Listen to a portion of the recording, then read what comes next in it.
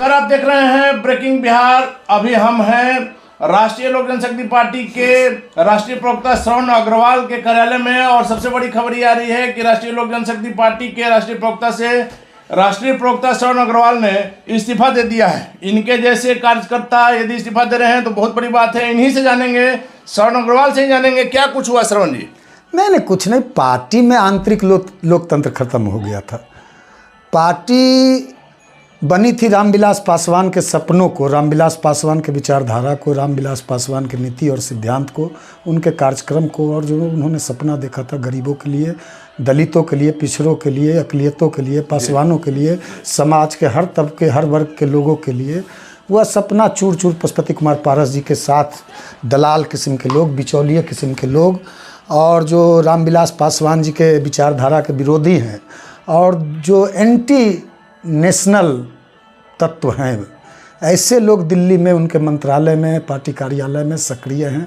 और जो आदरणीय यशस्वी प्रधानमंत्री नरेंद्र मोदी जी के नेतृत्व में जो भारत को विश्व गुरु बनाने का सपना है, उस सपना को वो चकनाचूर कर रहे हैं। वो सपना को चकनाचूर कर रहे हैं। आखिर क्या हो गया ऐसा इन दिनों? कार्यकर्ताओं की लगातार उपेक्षा हो रही है, कार्यकर्ताओं की सुनी नहीं जा रही है। हम राष्ट्रीय प्रवक्ता पार्टी को कहां से कहां हमने पहुंचाया। पार्टी को रात दिन अपने पसीने से नहीं, अपने खून से हमने इस पार्टी को सींचा। पार्टी टूटी तो इकलौता श्रवण अग्रवाल पशुपति कुमार पारस जी के साथ खड़ा था दिल्ली से लेकर। जब इनको ये हाशिए पे चले गए थे राजनीति में, तो अकेला श्रवण कुमार अग्रवाल इनके साथ खड़ा था। सारे लोग इनको छोड़ के चले गए थे। खास करके जब चिराग पासवान छोड़ के गए थे उस समय आपने संभाला था। सारे लोग इनके साथ थे कौन? ये तो मंत्री बने हैं केंद्र में, तब इनके साथ दलाल, बिचौलिया और जो देश विरोधी ताकत है, हम नाम बताएंगे, नाम गिनाएंगे और सारा प्रमाण के साथ हम आदरणीय नरेंद्र मोदी जी, मेरा जितना शोषण हुआ है, हमारे ऊपर जितना अत्याचार हुआ है, उत्पीड़न हुआ है, हमारा खून खौल रहा है, हमारा खून जल रहा है। वो तो निश्चित आपको देख के लग रहा है कि कितना ज़्यादा आपने टेंशन में आकर के, बहुत ज़्यादा हमको कई तरह की बीमारी हो गई इस पार्टी के तनाव के चलते। और कितना तनाव लेंगे हम, कितना मतलब आप क्या बोले, दुर्भाग्य है। सच कहना आदि बगावत है, तो समझो हम भी बागी हैं। याचना नहीं, अब रन होगा, संघर्ष बड़ा भीषण होगा। अब याचना नहीं होगा, बहुत याचना कर लिया, बहुत याचना कर लिया। इस पार्टी में सांसदों की नहीं सुनी जाती, इस पार्टी में कार्यकर्ता की बात क्या करते हैं, किसी सांसदों की नहीं सुनी जाती। मतलब कार्यकर्ता तो दूर का चीज़ है, एमपी है उनका, सांसदों की नहीं सुनी जाती। सांसदों के सलाह, आपके साथ 4 सांसद बड़ी विश्वास के साथ आपके साथ गए थे, कोई सांसदों से आप राय नहीं लेते।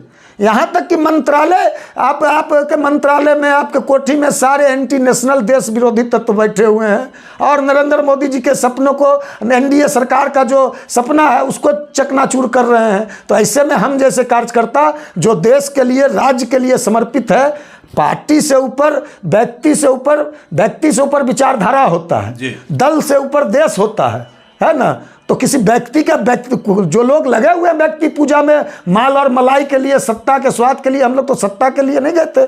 हम तो कभी सत्ता की प्राप्ति और सत्ता के सुख और सत्ता के चकाचौंध और दिल्ली के चकाचौंध में तो हम तो कभी रहे नहीं।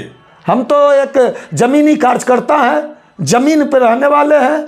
और जो आसमान में है, अब जब वो आसमान से गिरेंगे तब क्या हाल होगा समझेंगे। पशुपति कुमार पारस जी से शिकायत है कि प्रिंस राज से भी? नहीं, आदरणीय पशुपति कुमार पारस जी के कार्यशैली से नाराजगी है।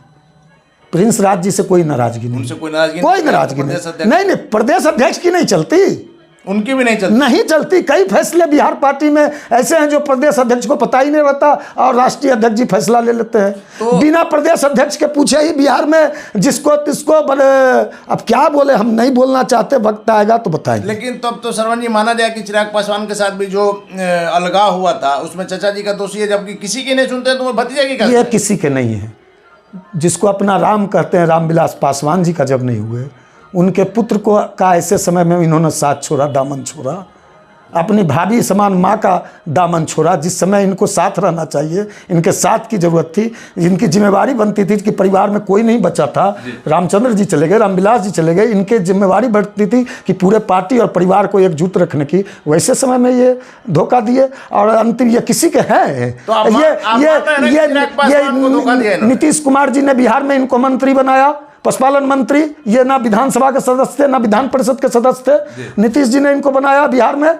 इनको केंद्र में नीतीश जी ने अपना कई मंत्रियों की कुर्बानी दी, रामनाथ ठाकुर का कुर्बानी दिया, चंद्रवंशी का कुर्बानी दिया, संतोष कुशवाहा का कुर्बानी दिया। नीतीश जी की कृपा से और एनडीए के सहमति से ये बने मंत्री। नीतीश जी को धोखा दिया, ऐसा कोई सगा नहीं जिसको आपने ठगा नहीं। आपने श्रवण अग्रवाल को धोखा दिया, आपने श्रवण अग्रवाल का कितना शोषण किया है, वक्त आएगा तो बताएंगे। तो माना जाए ना कि जब वो कहते हैं कि स्वर्गीय रामविलास पासवान हमारे भगवान हैं और उनके बेटा के साथ आपने ये किया, जब ये घड़ियाली आंसू, कोई भगवान उगवान नहीं है, ये किसी को भगवान नहीं मानते, सिर्फ अपना फायदा, अपना काम बनता, भाड़ में जाए, समझ जाइए, है ना। श्रवण जी, एक और सवाल ये है कि आपके छोड़ने के बाद, चूंकि आप समर्पित कार्यकर्ता रहे हैं, राष्ट्रीय आप प्रवक्ता रहे हैं, आज आपने इस्तीफा किया है, आपके बाद क्या पार्टी में और भगदड़ मच सकती है? पार्टी है, गिरोह है, दलालों का, बिचौलियों का, लुटेरों का।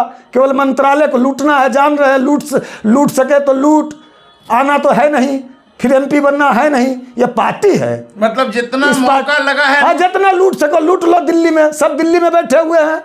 जिसको बिहार में पार्टी चलाना चाहिए, जिसको बिहार में पार्टी चलाने की जिम्मेवारी है, वो दिल्ली में सालों साल से जमे हुए हैं। यहाँ पार्टी को मजबूत करने की जगह दिल्ली कार्यालय में कुत्ता भोगता है, अब वहाँ मलाई खा रहे हैं, वहाँ मलाई खा रहे हैं। कार्यालय में जाकर देखिए, वो कुत्ता है, केवल वही भोगता है। क्या कर रहे हैं? ऐसे लड़ाई लड़िएगा दलितों की, ऐसे लड़ाई लड़िएगा, ऐसे पार्टी चलती है, ऐसे पार्टी आप चलाओगे? यह दल चलाने का तरीका है? ऐसे दल चलते हैं? उन लोगों का नाम बताना चाहेंगे? नहीं, समय पे समय आने दीजिए, सबका नाम खुलासा करें, समय आने पर खुलासा। हाँ, सबका। आदरणीय प्रधानमंत्री, आदरणीय गृह मंत्री अमित शाह जी, एनडीए के सभी लोगों, सब लोगों तक बात पहुंचाएंगे किस तरह हमारा शोषण हुआ, अत्याचार। श्रवण जी, आखिरी सवाल है कि यदि आपको पशुपति कुमार पारस मनाते हैं तो क्या फिर से पार्टी में वापस आएंगे? वही न कहते हैं, उन्हीं का न कहना है कि दल टूटता है तो जुट जाता है, दिल टूटता है तो दिल नहीं जुटता है। पशुपति पारस जी ही न कहते हैं। तो जब दिल टूट गया तो जुटने के कहाँ सवाल है? चलिए, श्रवण अग्रवाल का दिल टूट गया है, जुटने का सवाल नहीं है। और सबसे बड़ी बात है कि रालोसपा को इन्होंने गिरोह कहा है, पार्टी नहीं है। अपने मतलब के लिए लोग दिल्ली में मलाई खा रहे हैं, यहाँ पार्टी की मजबूती के लिए कोई काम नहीं कर रहा है और सिर्फ दलालों की पार्टी बनकर रह गई है। ऐसा हम नहीं कर रहे हैं। श्रवण अग्रवाल जो रालोसपा के राष्ट्रीय प्रवक्ता हैं, उनका कहना है इनके इस कदम से आगे क्या होगा देखना काफी दिलचस्प होगा। फिलहाल आप बने रहे ब्रेकिंग बिहार के साथ।